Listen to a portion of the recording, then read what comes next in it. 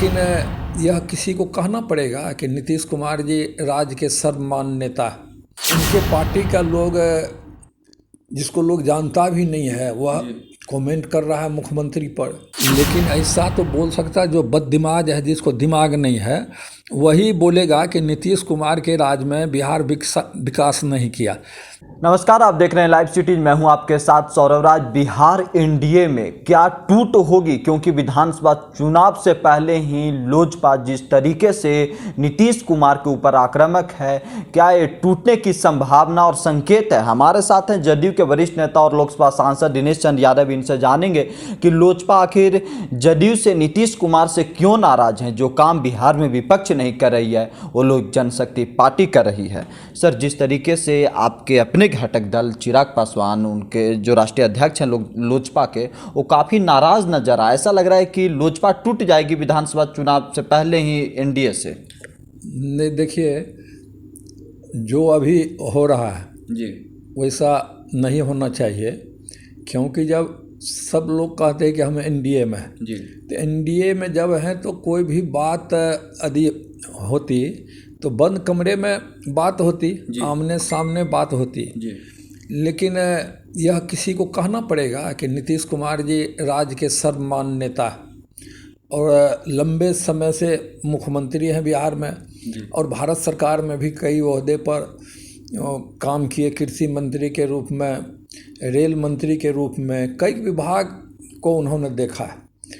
इसीलिए चाहिए यह था कि बैठ के क्या रास्ता निकलेगा, उसको रास्ता निकलना जाना चाहिए। लेकिन अब उनके पार्टी का लोग, जिसको लोग जानता भी नहीं है, वह कमेंट कर रहा है मुख्यमंत्री पर। यह तो बहुत दुर्भाग्य है। चुनाव तो तय है, चुनाव तो होना ही है विधानसभा का। लेकिन किन्हीं को, हम यह नहीं कहते हैं कि उन्हीं लोग को, किन्हीं को भी संयम नहीं खोना चाहिए और पूरे संयमित ढंग से इसको निपटारा करना चाहिए। यदि आदरणीय खाद्य आपूर्ति मंत्री श्री रामविलास पासवान जी हैं, उनका भी राजनीतिक इतिहास बहुत लंबा रहा है, तो वह भी बात कर सकते थे। लेकिन संजोग से वह स्वस्थ हैं, अस्पताल में भर्ती हैं।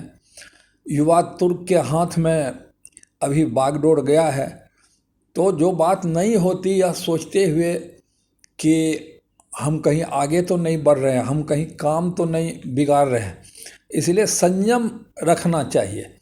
जब भारतीय जनता पार्टी कह रही है कि नीतीश कुमार ही नेता होंगे, अगले मुख्यमंत्री नीतीश कुमार होंगे, तो फिर उसी घटक के लोग को यह कहना कि नहीं, हम नेतृत्व नहीं मानेंगे, हम भाजपा जो किया है तो हम उसकी बात नहीं मानेंगे, और तरह तरह की बात बोला जाता है कि हम इतना सीट पर लड़ जाएंगे, उतना सीट पर लड़ जाएंगे। तो लड़ने के लिए तो लोग स्वतंत्र हैं। 143 सीटों पे कहा जा रहा है कि लोजपा तैयारी करे, उस पर लड़ेगी। अरे, लड़ने के लिए तो मान लिए कि लोजपा के कई कई सांसद हैं और सब जगह छोटा चाहे बड़ा संगठन भी है। अब तो जिसको कुछ नहीं है वह भी एक चुनाव के समय बना लिया कोई पार्टी, और नाम, आम लोगों को नाम भी नहीं पता रहता, अखबारे के माध्यम से लोग दिखते हैं, तो वह कह देगा कि 243 सीट पर लड़ेंगे। तो कहने पर कोई रोक थोड़ो है। लेकिन ऐसा जो भी बोल रहे हैं उचित नहीं बोल रहे हैं। अभी उनके दल में यह शक्ति नहीं है कि इतने सीट पर लड़ के मुकाम हासिल करें। इसलिए धैर्यपूर्वक, संयमित ढंग से, और नीतीश जी बहुत अनुभवी नेता हैं, मुख्यमंत्री हैं और सभी को जानते हैं, समझते हैं, तो बैठ के कोई बात निपटारा करना चाहिए। और अखबार के माध्यम से, पत्र रिलीज करने के माध्यम से, तो यह तो बुरा है ही, अच्छा किसी को नहीं लग रहा। अगर एनडीए से लोजपा निकल जाती है तो क्या जदयू और भाजपा को नुकसान होगी सर? अरे देखिए, नुकसान काहे को होगा? नुकसान वैसे थोड़ा बहुत तो सबका समर्थन है सभी जगह, तो लेकिन ऐसा नहीं है कि अब कोई चाहेंगे कि अंतिम समय में हम एनडीए को ध्वस्त कर दें, तो आज के दिन में होने वाला नहीं है। जनता जो है, मतदाता, वो अपना मन बना लिया है। अभी जो लोग लोजपा को चला रहे हैं, तो 90 के 95 के पहले जो अराजकता थी राज्य में जी उसको नहीं देख पाए लोग, कहीं न कहीं शिक्षा ग्रहण करते होंगे या दूसरे काम में लगे होंगे, तो उनको क्या उतना अनुभव होगा कि जो पिछली सरकार थी 15 बरस के पहले जी और उसमें कितनी अराजकता थी, कितना भगदड़ मचा हुआ था, दुकानदार भी सुरक्षित नहीं थे, गरीब गुरबा भी सुरक्षित नहीं थे, बड़े बड़े उद्योगपति भाग के यहाँ से दूसरे शहरों में अपना व्यवसाय बैठा लिया, घर द्वार छोड़ दिया, तो उसको भी लोग हड़प लिया था। लेकिन जब 2005 में नई सरकार बनी एनडीए की और माननीय मुख्यमंत्री जी ने सभी ऐसे ऐसे मामले को देखकर और सबका निपटारा उन्होंने करवाया। जो अनधिकृत तरीके से जो घर किसी का हड़प लिए थे तो उसको पुलिस के बल पर उसको खाली करा के वैसे तत्वों से उन्होंने जो मकान मालिक था, जिसका स्वामित्व था, उनको उन्होंने दिलाया। यह सब तो कौन करता है, नहीं भी किया जा सकता था, लेकिन जनता में भी विश्वास जगी। जिस तरह से काम शुरू हुआ तो उसी का फल है कि लंबे समय से अभी मुख्यमंत्री हो रहे हैं।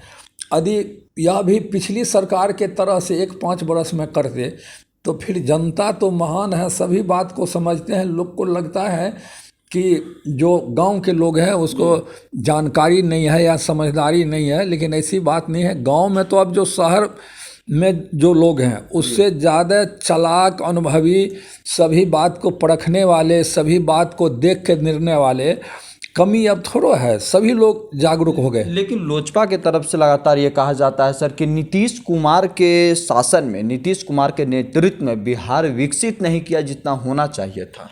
अरे कहने के लिए तो हम पहले के हैं, बोलने पर कोई रोक नहीं है, लेकिन ऐसा तो बोल सकता है जो बददिमाग है, जिसको दिमाग नहीं है, वही बोलेगा कि नीतीश कुमार के राज में बिहार विकास नहीं किया। नीतीश कुमार के राज में तो इतना विकास किया, इतना विकास किया कि जिसकी कल्पना पहले लोगों ने नहीं की थी।